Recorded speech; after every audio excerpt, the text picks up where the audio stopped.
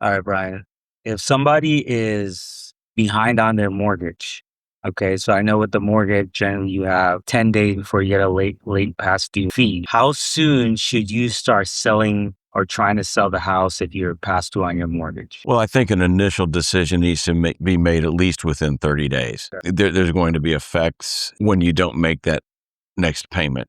And 30 days would be the next real one, other than the mortgage company will assess a late fee before that. If it's been more than 30 days, you're kind of on a ticking clock as far as when the lender is going to, I hate to use the word accelerate things because that is actually a term that technically do when they've pretty much given up on your ability to, or your interest in catching up on your payments. So if that's the case, there will be a notice of acceleration. And that means that in Texas, a lender is allowed to declare the entire balance due. Well, let me ask you this. So usually when somebody's passed on their mortgage, the lender has options for them, such as forbearance or refinancing, but usually they have bad credit.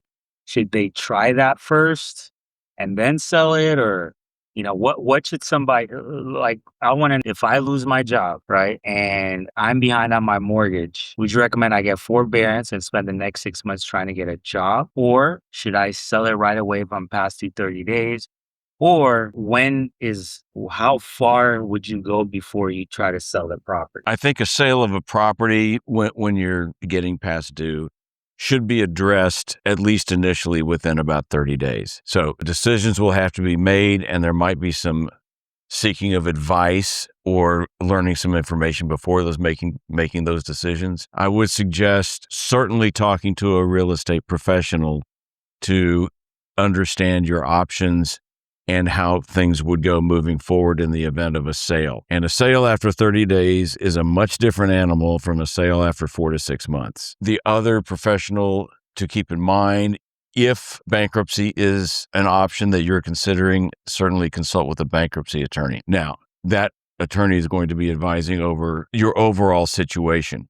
Talking about your home, you need to talk to a real estate professional. And I would say once you're getting close to 30 days, don't hesitate at all, because you might have to take action pretty soon to have results before your lender accelerates and schedules foreclosure. Let me ask you this. If you have a professional degree and you lose your job, sometimes these jobs take 4 to 6 months to get. Would you recommend somebody who's a professional, let's say working at Starbucks or getting a job in a restaurant just to keep the mortgage? Or is your time better spent looking for a job? Unfortunately, the answer is all of the above.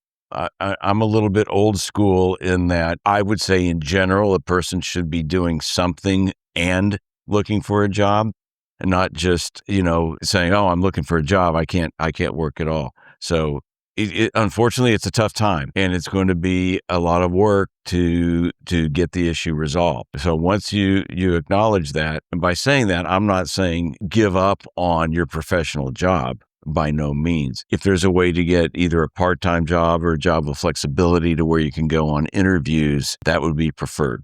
But again, sticking with the real theme, you're entering into a time of urgency. So all of these things are going to have to be addressed. It may be a little less time spent with your friends, maybe a little less time on social media, unless you're looking for answers to the problems here. So yes, during this time, you're going to need to know what your options are for a sale of your house. It's just 100% going to be a necessity to know that information. Whether you end up selling or not, that's the next step. But you've got to take the steps necessary to protect your future. And yeah, if that's working for a different kind of job until you get your professional job, it's all part of it. Would you tell somebody to ask their friends and family for money? That's a great question, because it depends on the situation. You lost your job, you passed due on your mortgage, you got foreclosure notices. That's going to be an individual decision. What do you think? Should somebody ask their friends and family? A pretty last-ditch effort move. I have seen families and friends whose relationships have been ruined because of that. It should not be, my uncle's doing great. He's certainly got enough dough to get me out of my fix. That's going to be a last-ditch effort, if that. It might be a situation where you have a relative, maybe a friend, but more likely a relative, who is extremely close to you and has always wanted to help and take care of you, that's a little bit different situation. But just as far as, I don't want to use the expression, hitting someone up, but it's kind of that concept, just, saying, hey, I need help for this. Personally, I would recommend making personal changes, such as selling your house before doing that. What do you think is the biggest mistake people make when behind on their payments and facing foreclosure that makes them get less than they could have or just lose their house? That's actually an easy question. Procrastination. And all of us do it to some degree. And when someone is in that position, it's much easier to put off the stack of notices until next week, next month. That procrastination, it's a killer. So it's just a matter of, maybe one day taking a deep breath and saying, okay, you're going to have more favorable options and you'll actually get it resolved quicker if you address it sooner rather than later. I know you said you told a story once where somebody was passed on their mortgage and the loan processor or the lender was dragging their feet communicating with this person and they almost lost the property. So do you think, because some people have a lot of equity in their house, but, they're 6 months past due. Do you think some lenders purposely dodge phone calls and questions just to see if they can keep the property, the lender can keep the property from the seller? Yes to the first part of your question. I have personally been involved in trying to help people resolve these matters with their lenders. And the lenders are so difficult to get a hold of. And this, of course, isn't the case in every type of lender, but it's a thing. It's out there.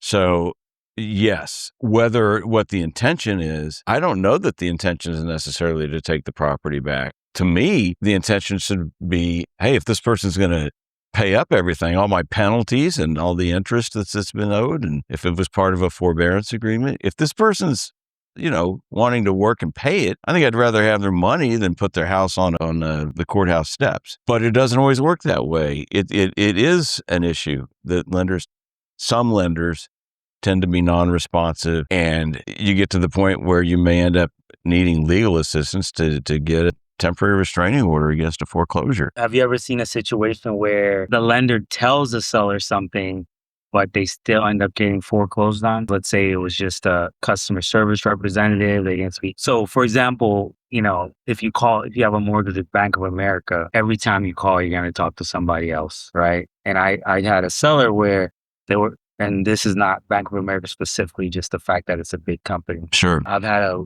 person speak to a big company and one of the associates told them that they were fine and it wasn't going to get foreclosed on. And 2 days before the foreclosure, they got a notice that it was going to be sold off. So how does that even happen? Okay. I have no doubt that happens. I've not personally been in a situation helping someone where that exact issue came up, where either to myself or to someone else, there was a representation that, oh, you're not in our foreclosure process yet. And then when they actually were. But misinformation and confusion is certainly common. It might be a statement like, yeah, you're probably good for another 3 to 4 months. And then in 2 months, you receive a notice of acceleration and intent to foreclose. So that type of miscommunication is I don't know if I'd use the word common, but it's more likely to happen. So yes, there's going to have to be a lot of diligence on your part to keep up. So I said, don't put it off. I guess the second half to that plan is to be diligent. So get started and stay on it. Okay.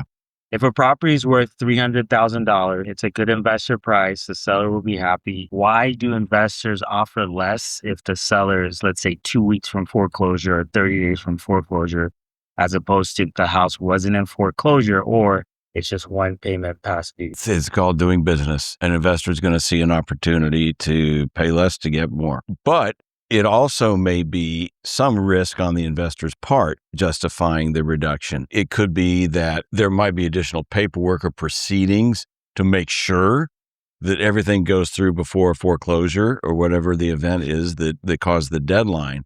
So there is a bit of risk on the part of the investor. And the investor might still be looked at, you're saving the deal. The person's going to get more out of their equity that way than if it goes through with a foreclosure, certainly. So yeah, it's because of the situation, whether it's because an investor sees an opportunity or, and there's nothing wrong with that. It's just the way that things work. Or a likelihood that the investor is going to have to put some time and accept a little risk in the transaction. So again, the urgency should be apparent well before that point, and taking action when it doesn't get to that, then the seller gets 300 and not the lower amount. Let's say I need 30 days after the sale to move or find a new place. What can I? You can still sell your property to an investor. It is common to tailor some arrangements such as a lease back or such as some sort of timing arrangement with the closing. Again,